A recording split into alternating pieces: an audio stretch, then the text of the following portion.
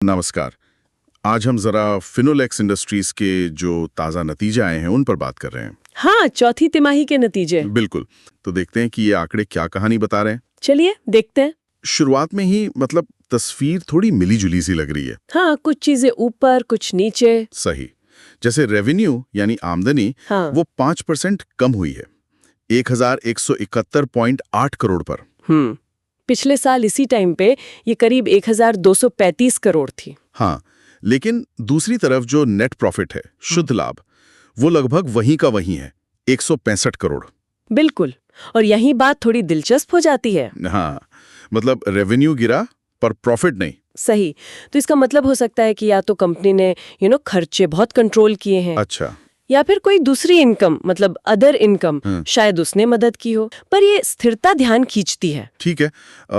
लेकिन फिर एक और आंकड़ा है, ईबीटा। हाँ, earnings before interest tax depreciation. वो 18% गिरा है, 171.3 करोड़ रुपए पर आ गया है। ये तो बड़ी गिरावट है। पिछले साल 209 करोड़ था। और मार्जिन भी देखिए, 16.9% से घटकर 14.62% रह गया है। बिल्कुल। तो ये ईबिडा और मार्जिन का गिरना ये साफ इशारा कर रहा है कि कंपनी के जो मेन ऑपरेशंस है उन पर दबाव है। लागत बढ़ रही होगी। हो सकता है लागत बढ़ी हो, या फिर क्या कहते हैं, बिक्री के मुकाबले मुनाफा कम हुआ हो। ऑपरेशनल लेवल पर थोड़ी कमजोरी दिखी है इस क्वार्टर में। तो माहौल थोड़ा मुश्किल रहा लगता है कंपनी के लिए। हाँ, ऐसा लगता है। पर नेट प्रॉफिट का स्टेबल रहना फिर भी एक पॉजिटिव है। हाँ, और एक और पॉजिटिव खबर भी है, डिविडेंड। अच्छा, डिविडेंड का क्या है? बोर्ड ने रिकमेंड किया है 2 रुपए प्रति शेयर फाइनल डिविडेंड, और साथ भी 1 रुपए और 60 पैसा प्रति शेयर स्पेशल डिविडेंड। अरे वाह, कुल 3.6 रुपीज पर शेयर। हाँ, कुल 3.6। अभी शेयर होल्डर्स की मंजूरी मिलनी बाकी है, पर यह ऐलान तो बड़ा है।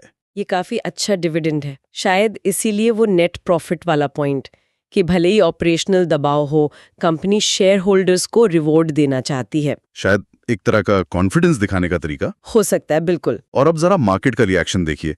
जिस दिन नतीजे आए, शेयर 6% चढ़ गया, 207 रुपए 49 पैसे पर बंद हुआ। 6%?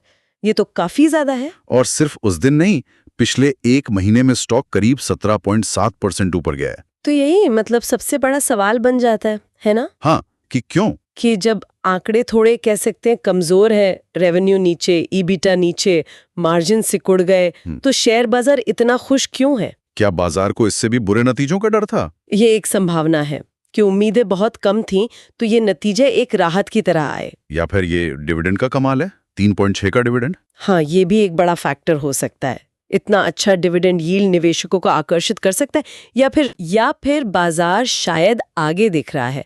हो सकता है निवेशक भविष्य में किसी सुधार की उम्मीद कर रहे हों, या इंडस्ट्री में कोई पॉजिटिव ट्रेंड देख रहे हों।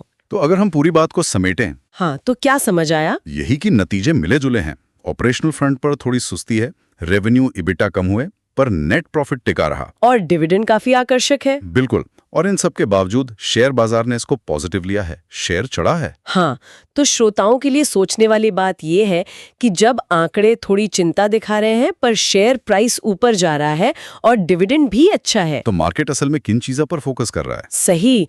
वो कौन से फैक्टर्स हैं जो शायद इस रिपोर्ट में नहीं दिख रहे, लेकिन बाजार उन पर दाव लगा रहा है?